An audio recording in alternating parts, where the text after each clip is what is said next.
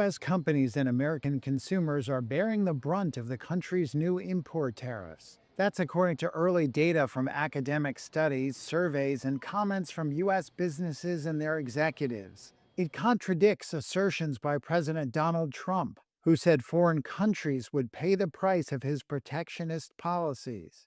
But early indications show that through the first months of Trump's new trade policy, it is U.S. companies that are footing the bill and passing on some of it to the consumer, with more price hikes likely to come. A Harvard Business School study found that imported goods have become 4% more expensive since Trump started imposing tariffs in early March, while the price of domestic products rose by 2%. The biggest increases for imports were seen in goods that the United States cannot produce domestically, such as coffee, or that come from highly penalized countries like Turkey. These price hikes, while material, have been generally far smaller than the tariff rate on the products in question, implying that sellers were absorbing some of the costs. A White House spokesperson said, quote, "Americans may face a transition period from tariffs, but that the costs would, quote, ultimately be borne by foreign exporters."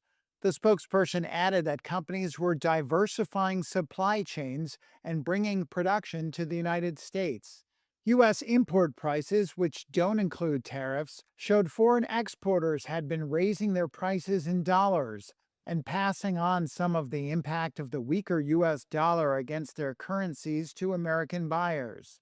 Yale researchers say, quote, "This suggests foreign producers are not absorbing much, if any, of the U.S. tariffs, consistent with prior economic research." Companies are still adapting to Trump's tariffs, which have pushed import taxes from an average of around 2% to an estimated 17%. Meanwhile, exporters, importers, and consumers are jostling over who will end up paying for the tariffs, which come to around $30 billion a month. Some companies are raising prices, including Tide detergent maker Procter & Gamble. And Reuters' analyses of e-commerce websites Shein and Amazon were already showing robust price increases for Chinese products sold in the United States, ranging from clothing to electronics.